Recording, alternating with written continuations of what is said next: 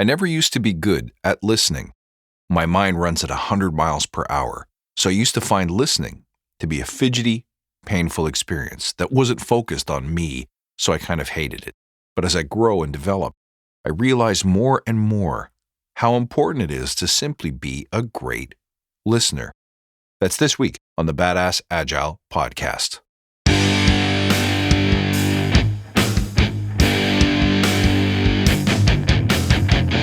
Greetings, team. Welcome to the Badass Agile Podcast. I'm your host, Chris Williams.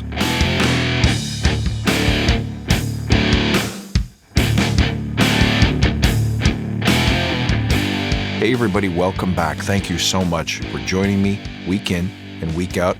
It's so great to have you here. In this critical episode, I want to continue the theme of listening and talk about not just how to listen, but what to listen for. But first, let's remember why we're here: to create an elite tribe of leaders who truly serve their clients and communities by doing what matters and what works, relentlessly chasing value and excellence like a badass.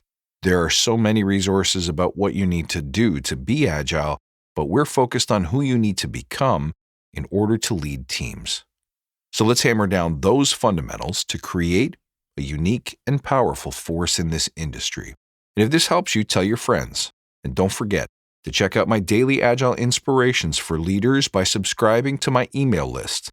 You'll get a preview of next week's posts and a free video clip to help you align your week with strength and focus, all delivered right to your inbox. And you can also submit your coaching or leadership questions. You can do all this at badassagile.com, so go ahead and sign up or post your questions today. Nothing I'm about to tell you is really new. Everyone likes to be listened to. Listening well builds trust, rapport, likability between two people.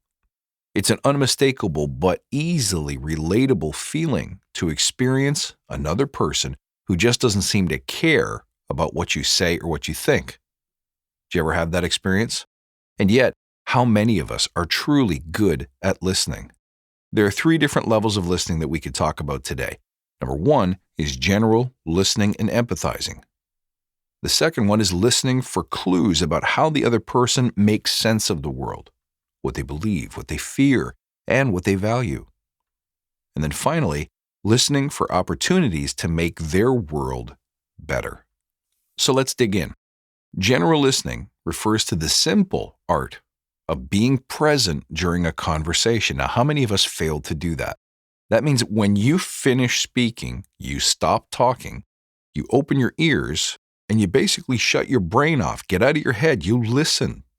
And a big part of this skill is avoiding the temptation to think of clever answers or solutions to the statements or problems that they're talking about while they're talking about it. But in reality, it's not enough to just shut up and let the words flow around your head. Active listening, which still remains a popular concept anytime you're discussing leadership, involves the processing of the sentences that you hear. It's a little bit like playing back what's being said a microsecond after they say it, so it becomes part of your mind's processing. It's like playing it back to yourself at a volume that only you can hear.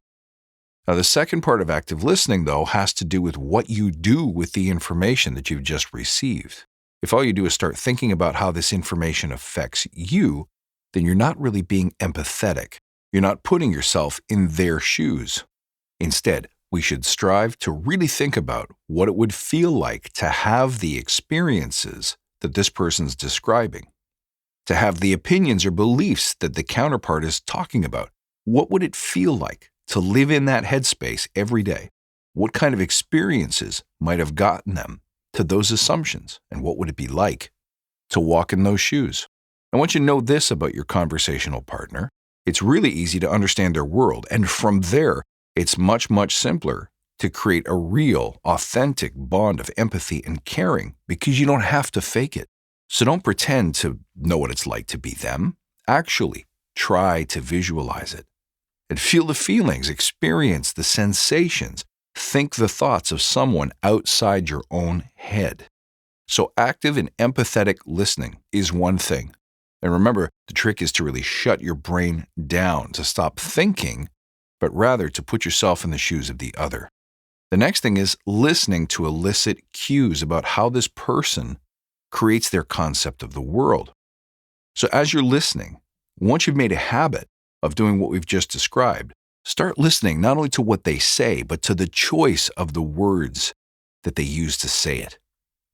See, the words that people choose illustrate their outlook on the world.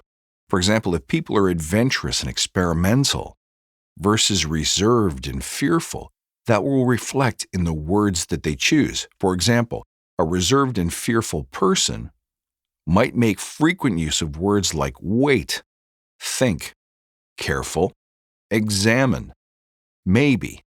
But a person who's more adventurous and experimental will use more frequently words like try, go, jump, why not, want to. Likewise, a person who's intrinsically confident will use words like I think, I believe. But a person who doesn't have that confidence, but rather requires the approval of the outside world to validate their thoughts and feelings, will ask things like, what do you think? Listening to the cues that a person gives you is a bit of a gift because it gives you a window into the way that their mind works and the way their emotions operate. See, it's so important to know this because once you do, you'll understand what their essential needs are. And when the time comes to make your case, if you're trying to influence them in any way, whether you're trying to sell to them, or whether you're just trying to sell an idea, or whether you're trying to conscript their support, you'll have an easier time choosing words that actually work. So here's another example. If a person by nature is not a risk taker, they'll use words that reflect that reservation and that need for safety. If you come at them then and express yourself as someone who throws caution to the wind, someone who doesn't regard the rules, someone who abhors preparation and due consideration, you're highly unlikely to make a bond with this person because people like people who are similar. People like people whose ideas they feel connected to. It's going to be very difficult to sway them to your line of thinking if you are radically different from them and you use words that illustrate the polarity or the difference between their way of thinking and yours. Now listen, if this skill sounds ultra scientific or something you have to spend a lot of time learning, you really don't. All you have to do is go back to step 1. Ask yourself the following questions as you listen about their word choice. Are these people who are motivated by things that they're going to get or things that they're going to bring into their lives? Or is this a person who's trying to avoid or have less of something? The words that they choose will reflect that. They'll use words like get, achieve, win, bring, want. Whereas the other type of person will use words like avoid, don't want, less of, get away from. Likewise, a person who's highly analytical will use words like analyze, think about, study, watch, observe, document. A person who's less so will use words like let's give it a shot, sounds good to me, why wait, the time is now. Do you see the patterns? You know this because you choose words specifically to reflect your internal state all the time. So start looking for patterns.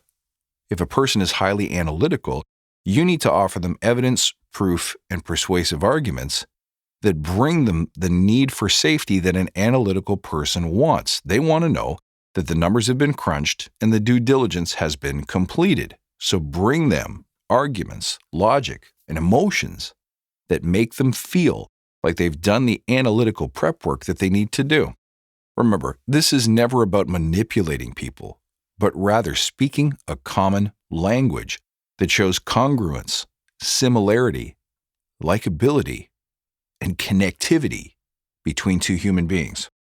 Now, finally, if you've done all of these things well, you now have some insights into what that person values, right?